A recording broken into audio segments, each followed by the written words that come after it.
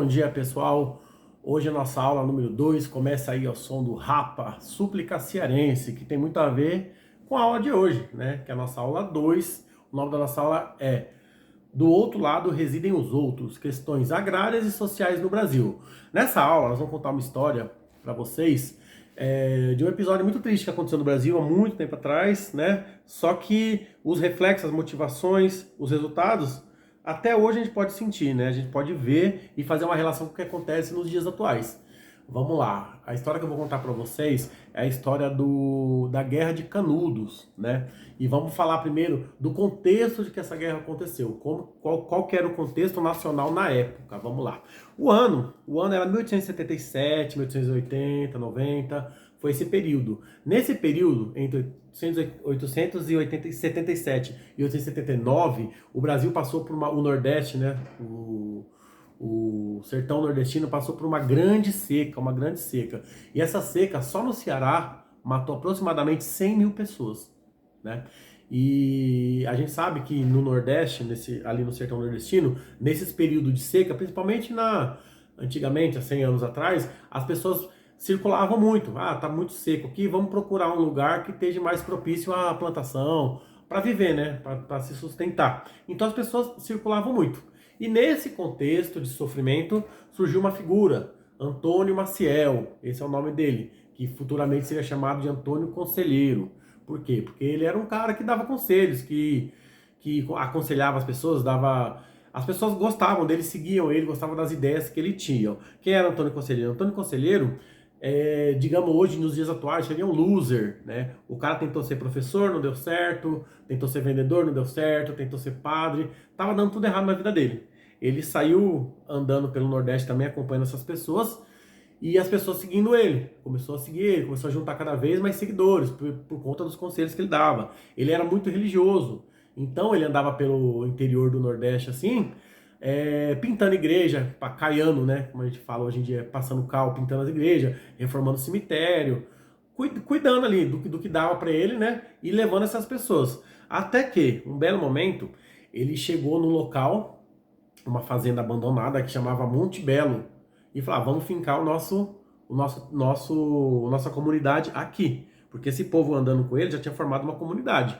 Foram fincaram ali, né? E esse lugar futuro para frente passou a chamar de Canudos. Por quê? Porque quando você chegava nesse lugar tinha uma plantação de bambu.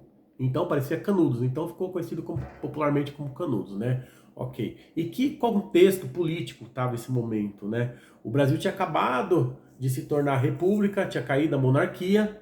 Antônio Conselheiro era contra. Por quê? Por ele ser muito religioso. E a monarquia, o que a monarquia fez quando deixou de existir?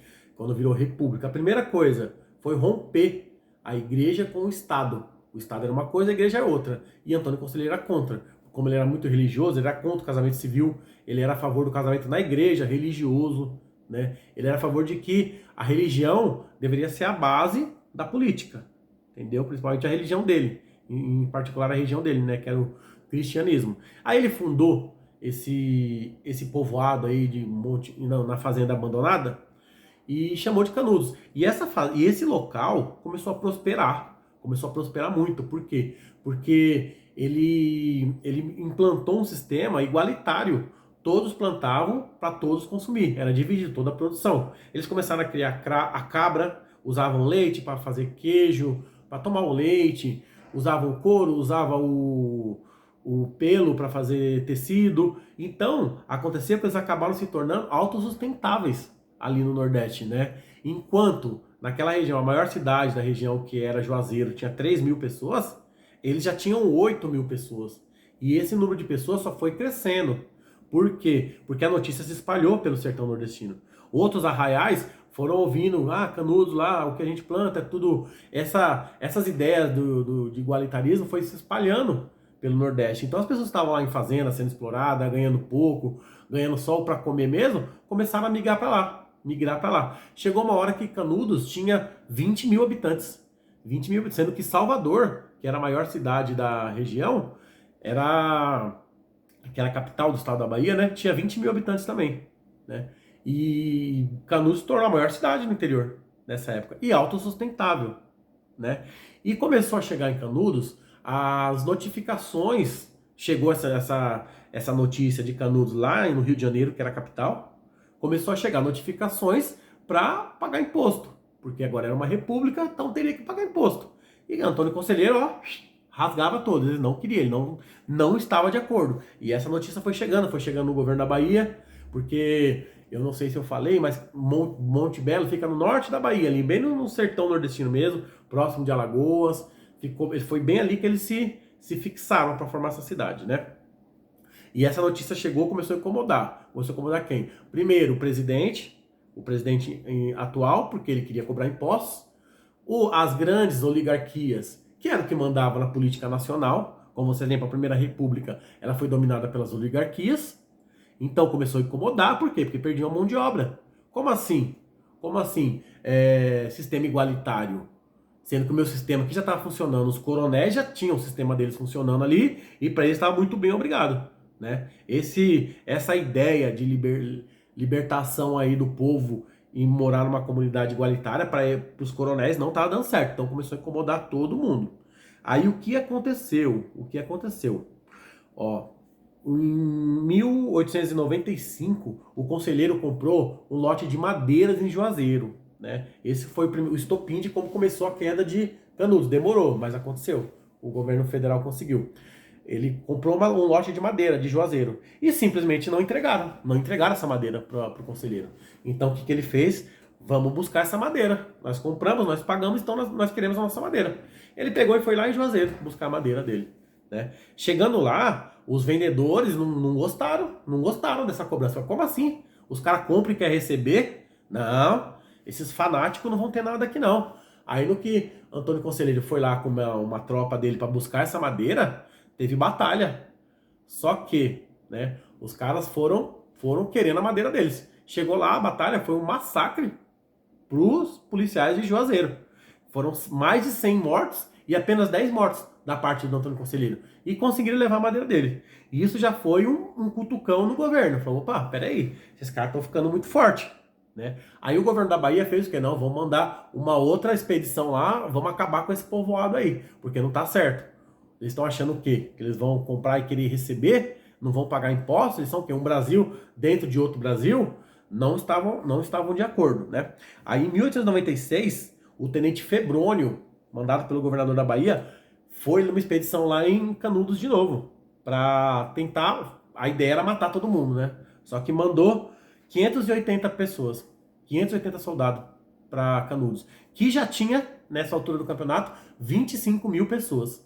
E 25 mil pessoas, praticamente todo mundo lutava. Tirando as mulheres e crianças, sendo que inclusive algumas mulheres ainda lutavam, todo mundo era soldado. A comunidade era unida toda em torno de Antônio Conselheiro. Mandou 580 soldados. Chegaram em Canudos, né? Só que Canudos já sabia que eles iam ir, então fez uma emboscada para eles e botou todo mundo para correr. Só que essa foi melhor para Canudos. Mais uma vez, Canudos se deu bem. Por quê? Porque eles fugiram e deixaram as armas. Aí Canudos, que tinha armas antigas, ultrapassadas, ficou muito melhor armado para umas próximas que viriam, com certeza, né? Porque o governo já estava 2-0 para Canudos, não ia deixar quieto. O que aconteceu? Foi o que aconteceu. Isso chegou lá no Rio de Janeiro, foi um bafafá danado, a imprensa já estava em cima. Por quê? Porque a imprensa também, né, já recebia ordens das oligarquias, falando, não, pode acabar com isso. Vai que isso se espalha pelo Brasil. Começam a surgir outros Canudos no Brasil, entendeu? Esse era o medo, de espalhar essas ideias aí de sistema igualitário. Não, tem que ser o sistema do coronel. O coronel tem que mandar em tudo. Aí começou a imprensa a falar que era fanático, que esse povo era fanático, era um povo doido, era um religioso doido. Aí o presidente Prudente de Moraes, que nessa altura do campeonato já estava sendo chamado pela imprensa de prudente demais. Por quê? Porque estavam falando que ele não estava fazendo nada. Não estava fazendo nada, não estava resolvendo nada. Aí o Prudente de Moraes escalou um outro tenente para ir lá também resolver esse problema de Canudos, que era o Moreira César, né? Escalou o Moreira César. E quem era o Moreira César? O Moreira César tinha participado de uma revolta lá em Florianópolis, que não era ainda Florianópolis, era na ilha de Santa Catarina, né? Ele fez um massacre lá, a mando do governador Floriano Peixoto, né? E ainda mudou o nome da cidade para Florianópolis. Foi aí que mudou o nome. Foi o Moreira César que fez isso, né? E não sei, inclusive não sei porque ainda Florianópolis chama Florianópolis, né? Que é homenageando um cara que cometeu massacres, né? Mas ok, vamos lá, isso aí é outra história. Moreira César foi lá com seus 1.500 homens, com 6 canhões, que o Brasil tinha acabado de comprar esses canhões da Alemanha, foi lá para Canudos, né? Entrou na cidadinha lá na cidade, né? Tava todo mundo tocaiado dentro das suas casas. Mais uma vez, um massacre, um massacre, um massacre. As tropas de Canudos toda tocaiada dentro das casinhas lá, massacrou as tropas do Moreira César. Ele levou uma facada, um tiro na barriga e morreu também. Aí que essa notícia se espalhou lá na esfera federal, né? Tá falando, não, tá errado. Vamos acabar com isso, vamos acabar com isso. Esse massacre do Moreira César foi em 897, né? Logo em seguida, foi em março de 897. No mesmo ano, em agosto, o Prudente de Moraes mandou... inclusive, tem até uma frase interessante que está nos registros. Você vai ver o Moreira César, ele estava tão certo de que ele ia vencer essa vitória, essa batalha, que quando ele foi, ele gritou assim: vamos almoçar em Canudos, né? Ele tinha certeza que ele ia vencer, né? 1.500 homens, ele achou que era um monte de sertanejo doido, religioso, que não tinha experiência em batalha, mas se deu mal, né? A autoconfiança dele se deu mal. E nesse mesmo ano, em agosto, o presidente já escalou o Marechal Carlos Bittencourt, que esse já era o ministro da guerra mesmo. Era tipo o ministro da guerra da época, né? Para chegar em Canudos. Aí sim, esse foi com uma força policial muito grande. Chegou lá em Canudos, primeiro em Salvador, depois em Canudos, com uma força policial muito grande em Canudos. Eles trouxeram um canhão que era conhecido como a Matadeira. Esse era terrível, um canhão super poderoso, talvez um dos mais poderosos da época. Aí ele sim foi lá e dizimou Canudos. Eles não conseguiram fugir dessa batalha aí, né? E nessa batalha, detalhe, o Marechal Carlos Bittencourt, ele levou a tiracóleo um cara muito famoso, que é importante para vocês, Euclides da Cunha. Euclides da Cunha, que era jornalista. A ideia de Euclides da Cunha era ir documentar essa batalha. Só que durante essa batalha, os rascunhos dele se tornaram um livro, que é um livro muito importante para vocês, que é o livro Os Sertões, de Euclides da Cunha. Esse livro, ele narra toda como que era Canudos, né? E como que foi a batalha. Euclides da Cunha tem até uma frase famosa que ele fala assim, que ele chega lá, ele fala assim: trata-se de um crime, vamos denunciá-lo. Ele chegou para registrar, porque na mente dele, o que ele tinha em mente era o que a imprensa falava, que era um bando de louco, um bando de religioso, monarquistas, e ele chega lá e ele vê que não, vê que é uma comunidade organizada que estava fugindo daquele paradoxo de fome e de pobreza, que tinham conseguido se libertar desse chamado coronelismo. Eles não estavam ali à mercê de um coronel, à mercê da boa vontade do tempo. Eles tinham conseguido contornar o problema da seca por eles mesmos, sem depender do Estado. E isso era uma grande ameaça para o Estado. Uma grande ameaça. E ele relatou tudo isso no livro dele, né? O livro dele é muito bem explícito sobre o que estava acontecendo em Canudos, e é importante para vocês que sempre cai em prova. Os sertões sempre caem em prova. Embora Euclides da Cunha seja racista, ele era racista, tá? Durmam com essa. Você vai ver muitos relatos dele falando sobre a miscigenação. Isso é uma outra história, mas ele falava muito sobre a miscigenação de raças que não eram benéficas para a humanidade. Ele era bem racista mesmo. Porém, esse livro dele, ele mostra direitinho, perfeitamente como que foi Canudos, e para vocês é muito importante. Espero que vocês tenham gostado, tá? É só uma passada por cima mesmo, uma coisinha básica. Vamos buscar mais informação, buscar exercício, porque isso cai em prova de vocês, tá bom? Isso sempre cai em vestibular, cai em Enem, cai sempre. Se tem história, tem Canudos. Tá bom, gente? Muito obrigado. Espero que tenham gostado.